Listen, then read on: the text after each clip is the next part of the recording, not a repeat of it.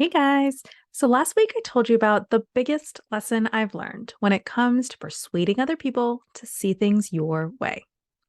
And whether you're selling a product to customers, selling yourself to employers, or selling a vision and direction to your team, when you run into rejection, skepticism, or total silence from the people that you're trying to reach, your brain will want to change your fundamentals. But what you need to do is keep your fundamentals the same and troubleshoot your funnel first. I'm going to explain what all of that means. Now, here's how this plays out for me when I market my course and coaching program, and how it may be playing out for you when you're trying to sell a product to customers. So, the first week that I posted about my course and coaching program, I got no response. And my brain freaked out. It immediately assumed that the problem was in the fundamentals. The problem was in me, in the product, and or in the customer. So if the problem was in me, it looked like I'm a bad coach. I'm bad at marketing. I'm the wrong person to be doing this. And then the implied solution is I should get more coach training. I should do a marketing course. I should hire an advisor that can tell me how to market. If the problem is in the customer, that could look like nobody wants this. Nobody cares about this. I'm not targeting a problem that matters to anyone. And the implied solution is change who I'm targeting, change my content to better educate people about why they should care about what I'm offering. And if the problem is in the product, that could look like this. Coaching is weird. Coaching is hard to sell. And my specific product terms are probably wrong, which implies the solution of sell something different, change my price, change my terms, change my positioning, or just go back to selling my old product. Now, I'm not saying that you should never make these kinds of changes. I'm only saying that after 1 week of posts, it is way too early to make these kinds of changes. And yet, after a week of silence, I was feeling afraid and rejected. And more than anything, I wanted to do something about it. And this was just the first place that my mind went. Change yourself, change the customer, change the product. But if I were to follow along with any of the solutions I outlined above, I would be making big changes based on very few data points. And I would establish the habit of making those kinds of big changes based on very few data points again and again in the future. Do not do this. Not at this point. Instead, here is the alternate game plan that emerges when you keep your fundamentals the same and troubleshoot your funnel first. Here's step 1 of the funnel. Step 1 is my confidence and conviction in the fundamentals. I got this far for a reason. I do know what I'm doing. I chose these customers and this problem for a reason. And I designed the product the way I did for a reason. And the same goes for you with the product that you're currently selling in your job. My reaction to this 1 week of silence was just spotlighting all the places where my own confidence is wobbly. When your confidence is wobbly, you talk about your product in a wobbly, hesitating way. And talking about something in a hesitating way is not likely to persuade someone to agree with you. So it's not that my fundamentals are wrong. It's that I'm not yet confident enough to talk about them in a compelling way, which is not a problem. That's where everyone starts. Confidence is built brick by brick. So these are the next steps that are implied when you problem solve step 1 of the funnel. First, pinpoint all the specific things you're wobbly about. No generalities. Get very clear on your own specific concerns and objections about yourself, about your customer, and about your product. And then firm up all of the wobbly points. Address your own objections. For example, if you're worried the price is too high, write down, why is this worth every dollar and more? What is the argument? What is the case for that? Or if you're worried this isn't a high priority problem, write down, why is this a high priority problem? What impact does it have when this problem is solved? Or if you're worried, no, but there's this XYZ drawback. Why is that drawback not that big of a deal on balance? Could it actually be a feature and not a bug?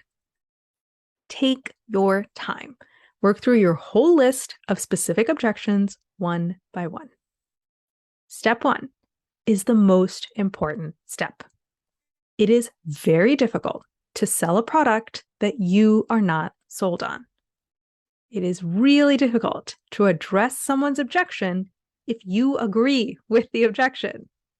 All the funnel optimization in the world will not save you if you're feeling wobbly about what you're selling. So stay in step 1 until you're 100% sold on every aspect of the product you're selling and you've addressed every objection that you have. Only once that's fully done, move on to troubleshooting steps 2 through 4 of the funnel. By the way, this does not mean don't talk to anyone about your product until you're 100% confident. Go talk to people now. Do that a lot. Explaining yourself to people again and again is the best way to spotlight all of your wobbly points and build your confidence. All I'm saying is, while you go out there and talk to people, keep your focus on building your own confidence and conviction until that's totally solid. And then move on to tweaking the other things I'm going to talk about.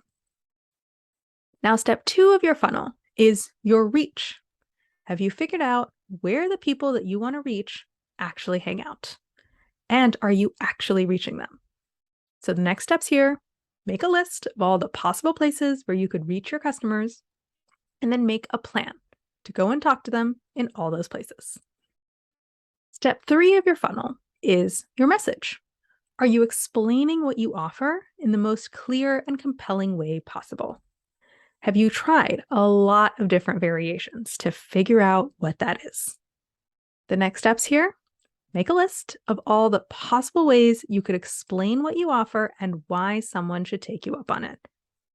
Make a plan to explain it in all those different ways. And if you really want to turn up the heat, evaluate how each message performs and continue making adjustments over time. Step 4 of the funnel is your exposure.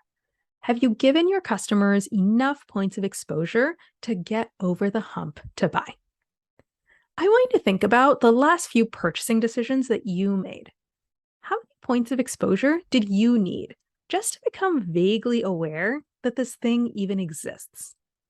And then, how many more points of exposure did you need to actually be persuaded to buy this thing? A lot of times, it takes way more exposure than you realize. And there are going to be times when your conviction, your reach, and your message are 100% on point, and you don't need to change anything. All you need to do is keep hammering away at exposure until it clicks. Here's your next steps on exposure. First, estimate how many points of exposure someone might need from you to be persuaded.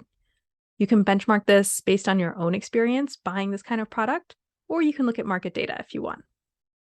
Then, estimate what portion of your messages actually reach your average customer. For example, if you make 10 Instagram posts, your average follower might only see one of them. Then go out there and deliver that many points of exposure. For example, if you think people need 50 points of exposure to buy your product, and your average customer sees 10% of your posts, you need to make 500 posts to give the average customer 50 points of exposure. If you build strong confidence and conviction in your product, and then you go out there and meet your real customers in all the places they hang out, and you tune your message to be as compelling as possible to them, and you deliver enough points of exposure to get them over the hump to buy, you'll definitely make sales. And even more importantly, you will gather real data from real customers. And this is why I'm telling you to troubleshoot your entire funnel first before you tinker with a single fundamental. Because you will want to make changes to your fundamentals at some point. You'll want to make changes to yourself, to your customer, and to your product. And when you do, I want you to make them based on real data from actual customers, not based on the insecurities and fear monsters in your own head. Because your freaked out brain is going to want to start messing with the fundamentals after the first few rejections. It'll even offer you very reasonable sounding solutions. Just try lowering the price. Just try testing a new positioning and see what happens. Do not be fooled. Your own insecurity is a bad basis for making decisions. I want you to troubleshoot your entire funnel first. Keep all the variables of your fundamentals steady and go and gather the data. And then decide what you want to do. I love coaching because it's all about practically, systematically solving problems. Take a problem, you break it down and diagnose its root cause, you build a solution, you implement the solution, and then you troubleshoot and make adjustments.